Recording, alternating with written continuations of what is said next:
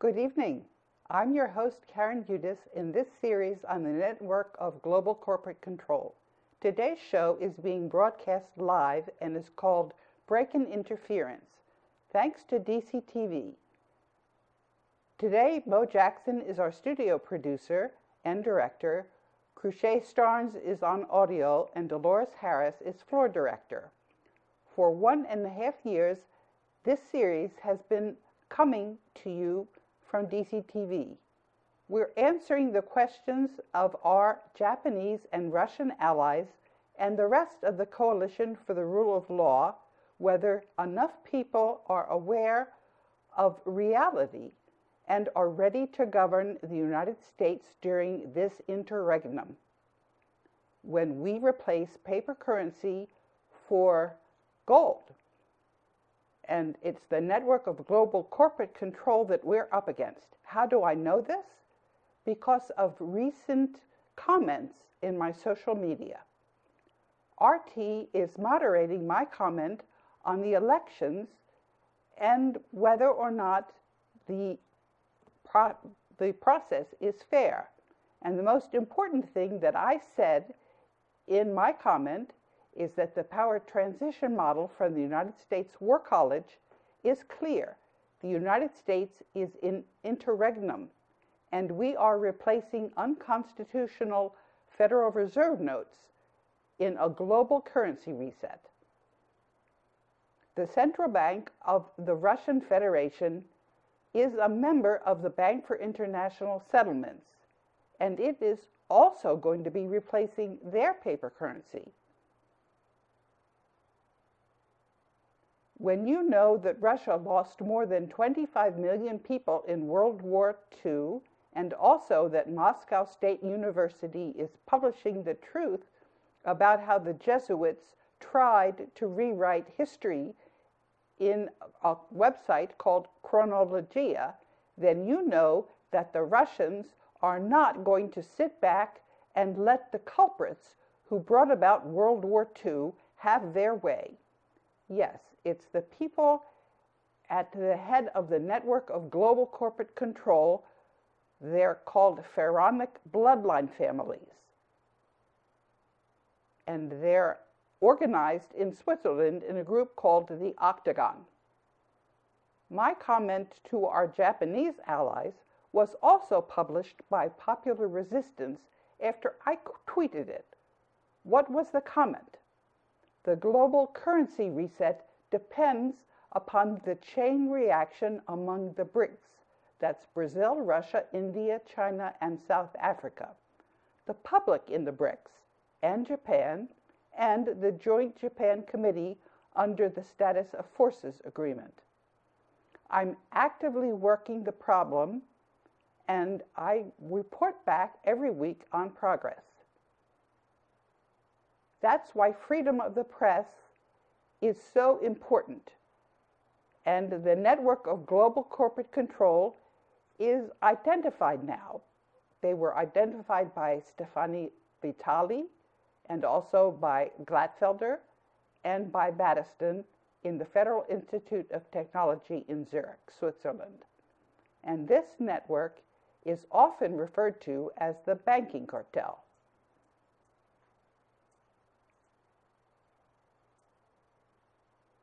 And I'm having a little bit of a problem reading the teleprompter. This is because I forgot to put my contact lenses on, so you'll have to bear with me. But I realized that I was talking about the Postmaster General of the United States, Megan Brennan, and she failed to respond to my complaint, and she failed to deliver my priority mail letter to Japan. And this is very important because the United States military is there to defend Japan. And that's why the Japanese are not going to sit back idly while the United States is unilaterally surrenders when the Federal Reserve note crashes. That's what the network of global corporate control thought was going to happen. And a model that came to the World Bank from the Department of Defense National War College, it's very, very accurate. It uses game theory modeling, and this tells us that that scenario is not happening. And senior members of the Japanese government know this full well because I met with them and spoke to them about how we were going to be working together with them as allies to take down this network of global corporate control. And you can see from the documents that I have tweeted, you can see that I also wrote to all the embassies in Tokyo in 2014, and I have kept them updated all the time. And the global currency reset is going to take place, and all of the embassies in New York and the embassies in Washington and the embassies in Tokyo know full well, and also much of the public knows this, because I brief you on DCTV. I upload this on YouTube, and then when you respond in comments, I take your comments into account. And that's how we're all working together during the global currency reset. We are not going to allow the United States Federal Reserve notes and Japan's currency to crash. It's just not going to happen the way the network of global control wanted. And you can scroll up. I'm ready for the next part on the teleprompter. This is because I'm speaking extemporaneously because I can't read the thing after I forgot my contact lenses. And the United States Defense Attaché has posted a lot of the information that I have given him. The power transition model is what we're going by, and it's very, very accurate. And this was my comment in Popular Resistance that posted my comment. The chair of the Joint Chiefs of Staff, General Joseph Dunford Jr., he is working for the network of global corporate control, and it's very clear that he's lost all credibility with all of the forces in the United States. And his corruption has been, he was caught red-handed. We showed how he was caught red-handed. And he, if I were him, I would resign, because people do not respect brass that are there to answer to treason. He's just treasonous, and he's not going to be protected. And he used military technology to try to take me out, and it didn't work. Why didn't it work? It's because the people of the United States are onto the network of global corporate control. They are finished. They're not credible.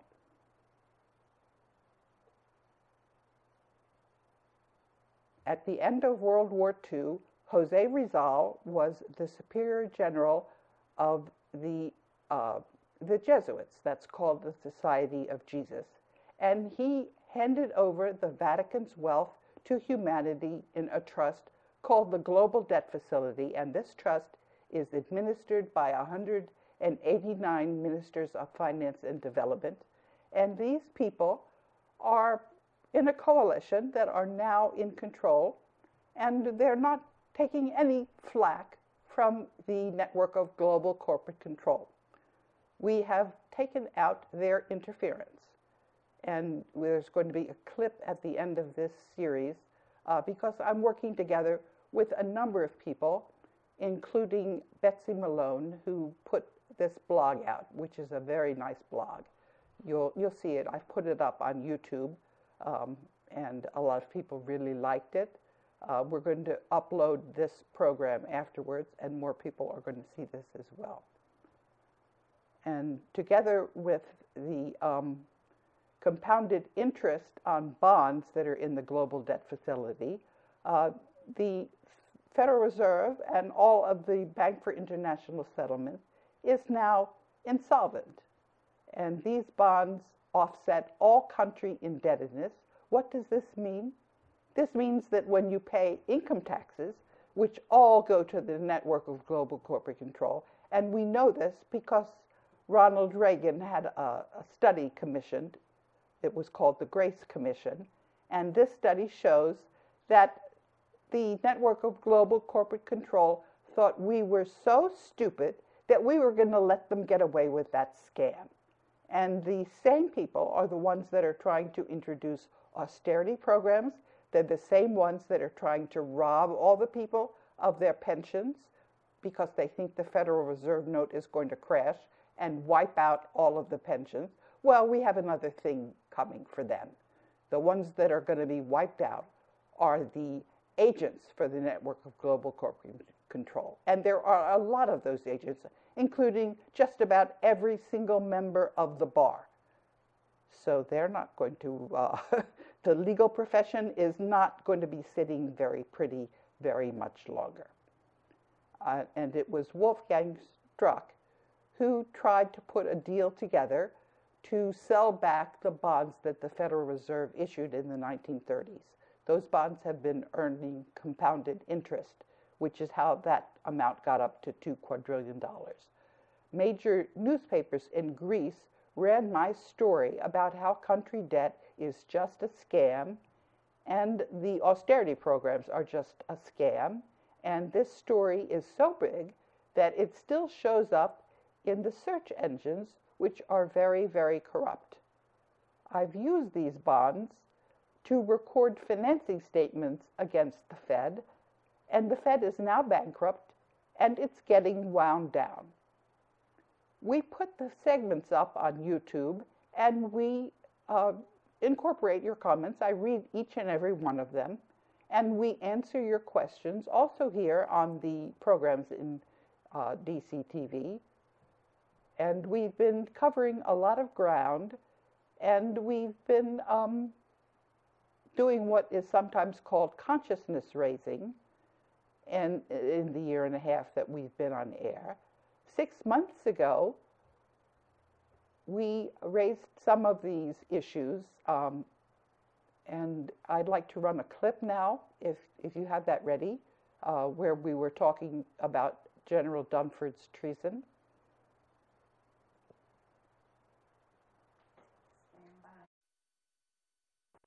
Let's talk about the battle against the network of global corporate control.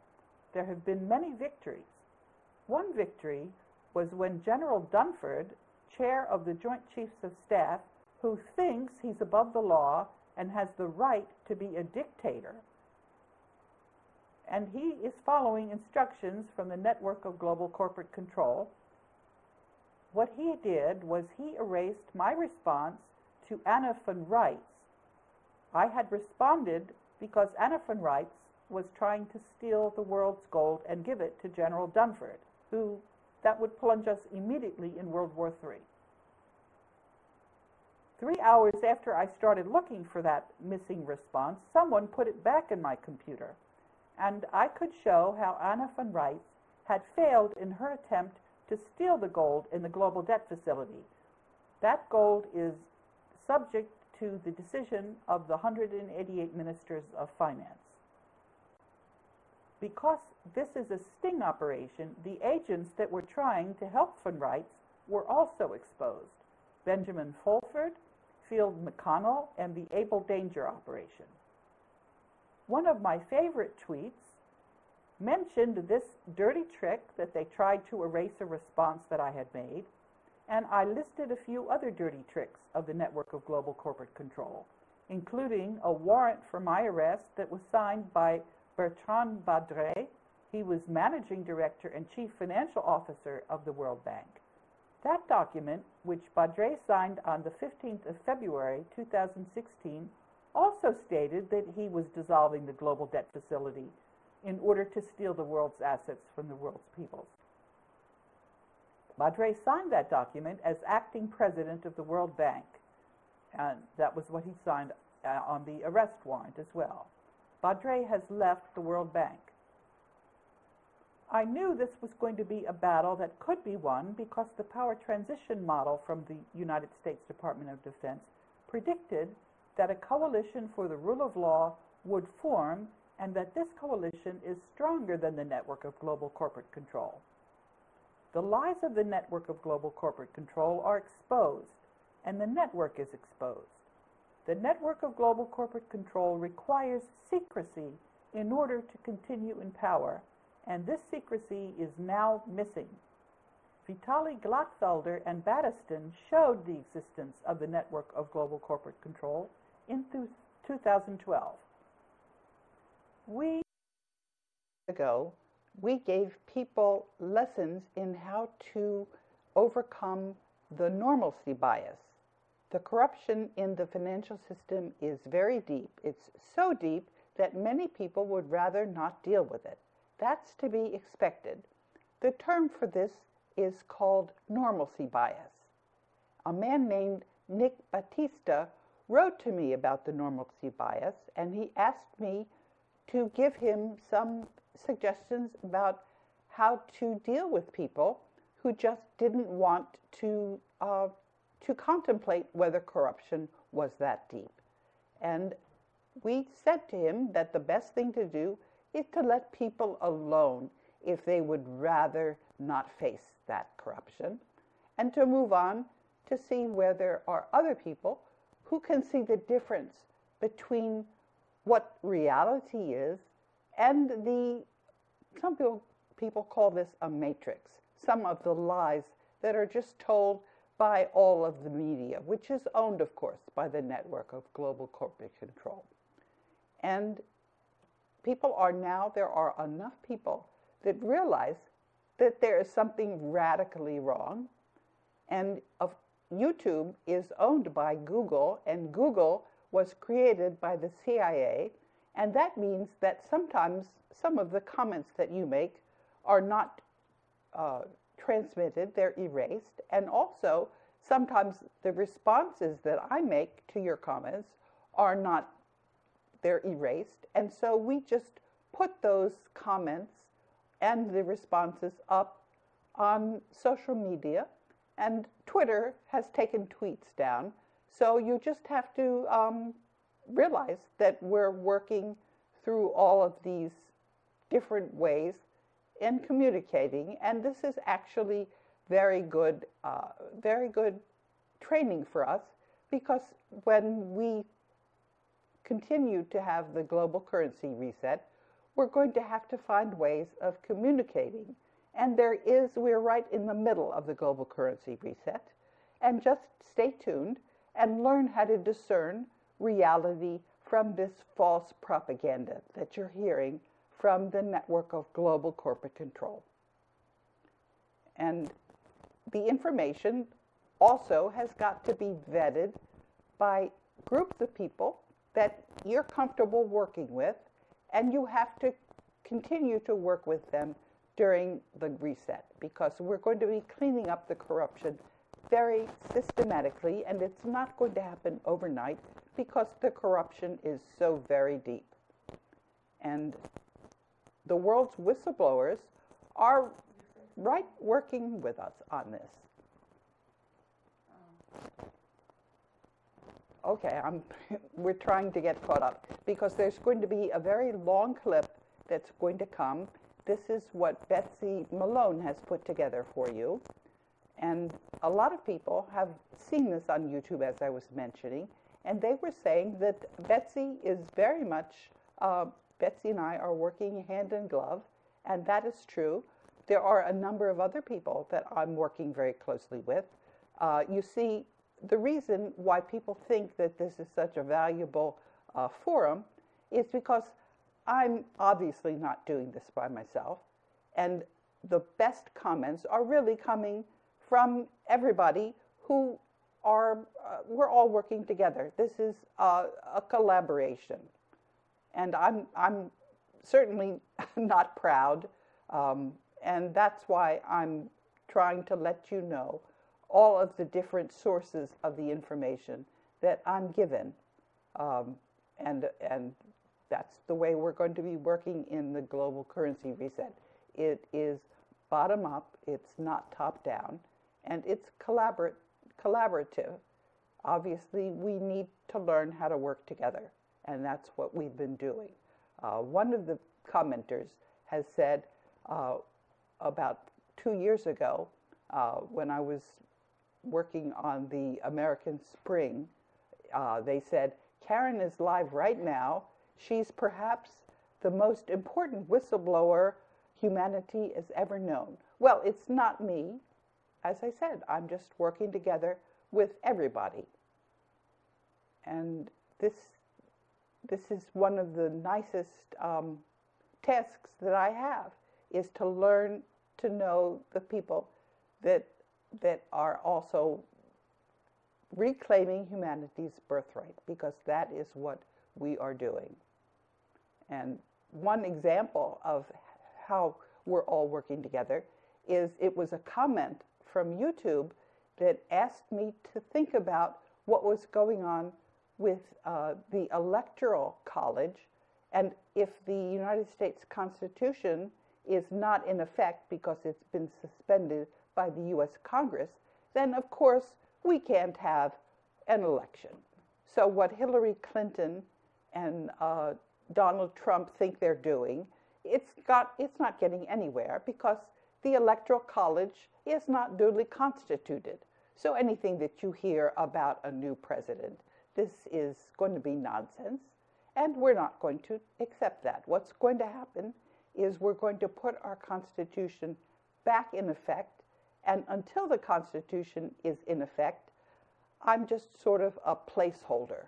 And this is what I've been saying to the Board of Governors, which are the ones that are in charge of the U.S. monetary gold reserves, that are obviously belong to the United States.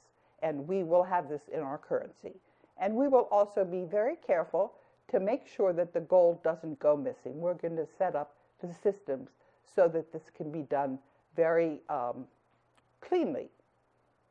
And anybody that has a complaint is obviously welcome to voice it, and we will be as responsive as we possibly can. Because, as I said, we are now all working together. We're all responsible. We're all accountable. And obviously, I'm as accountable as anyone for the transparency during the global currency reset. And the systems have not been worked out in detail. And the reason for that is because I have got to be reporting to the Board of Governors. And you see, I'm not allowed to go into the building. I can just be tweeting and sending letters. I do try to use the mail. And I was going to talk a little bit about what's going on with the U.S. Postmaster General. The reason why the Constitution of 1789 is the one that we're going to be looking at is because the nations all agreed that they had to have a system that was universal for all the countries. So that was why the states were not allowed to continue with their Continental Congress, and why we had to have a constitution the way we are. Now, so we are going to be working together to put our Constitution of 1789 back in effect, and naturally this can be amended as the people want it. Don't forget also that there's going to be a ratification process. So as Justice Scalia mentioned, the minimal risk in the Article 5 Constitutional Convention is the one that you have to take in order to put the Constitution back into effect. And one of the comments that I was going to read to you had the word namaste at the end, and I wanted to explain to you what namaste means. It's an ancient Sanskrit greeting which is still in everyday use in India, and especially on the trail in the Nepal Himalaya. And translated, it means, the God within me salutes the spirit within you. And this says that we are all working under the same divine consciousness. I've been blowing the whistle on the legal profession for many years, and I found an old tweet which exposed how the lawyers are trying to hide that the U.S. was under martial law instead of admitting that the Constitution of 1789 was not in effect. And the tweet says why the American law schools have lost the enrollment. It dropped nearly 20% from 2010 to 2014. And you can see in the teleprompter the exact numbers on that. I didn't go to my law school reunion for the reason that I thought I was not going to be really welcomed by my fellow Yale Law School alumni. So I didn't bother to go there. But I would expect that many of them are contemplating what the legal profession needs to do. I don't think we're going to have a legal profession going forward in the global currency reset. Now we have a few minutes left before the clip is going to run. One of the comments that was made on the soft landing was they said it's a cliffhanger, and they're all trying to figure out whether there is going to be a soft landing.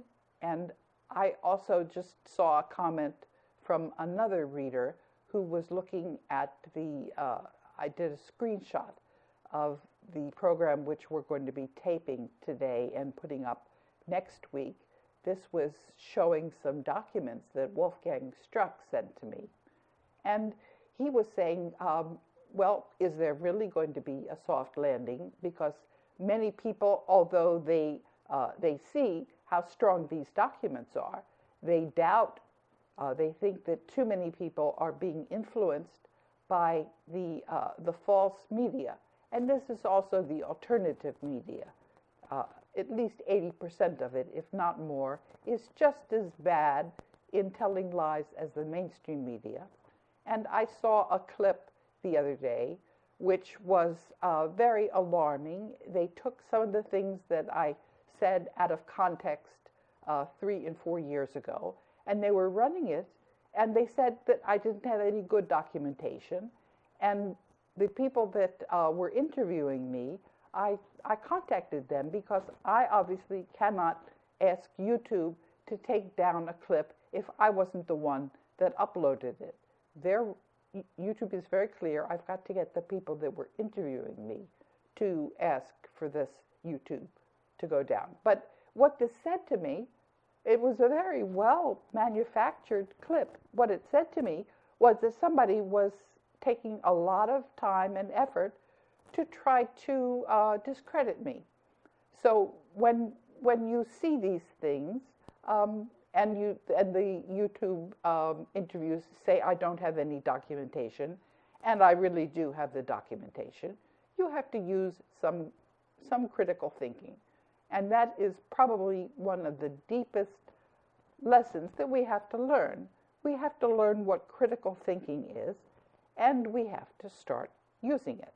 And the best way to learn what critical thinking is to work together with people who you know and trust, and let them help you reason things through. Are we going to have our clip now? I think that would be a good thing to do, to run Betsy's clip. Can you do that for me? So let me explain what it is that we've got here. Betsy is showing what interference is, and she's telling us to do this exercise, which is to read the words, say the colors they're printed in, and as fast as you can. So let me try to do that. Blue, green, red, yellow, green, red, blue, red, yellow, blue. And I've done this exercise a number of times, and there's still a lot of interference. She says, interference is a theory regarding human memory. Interference occurs in learning when there's an interaction between the new material and transfer effects of past learned behavior. And she says that there are memories or thoughts that have a negative influence in comprehending the new material. Bringing to memory old knowledge has the effect of impairing both the speed of learning and memory performance. The propaganda machine on the mainstream media and also most of the alternative media has interfered with our comprehension and has us slipping into darkness. And then she has a nice song for us on slipping into darkness.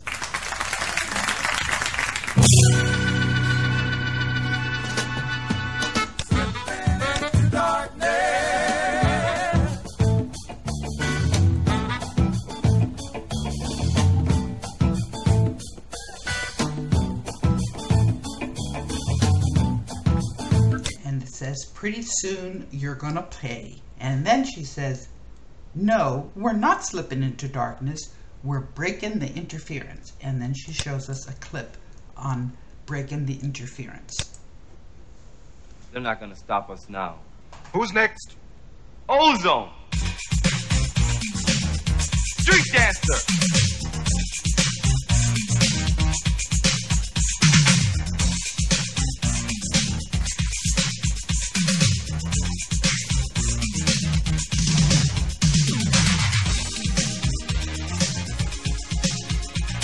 Look, I'm not going to stand for this. You must stop immediately. Now listen here, young man. Did you hear me? You must leave now. Look, I'm not going to stand for this. You stop. Stop right this minute.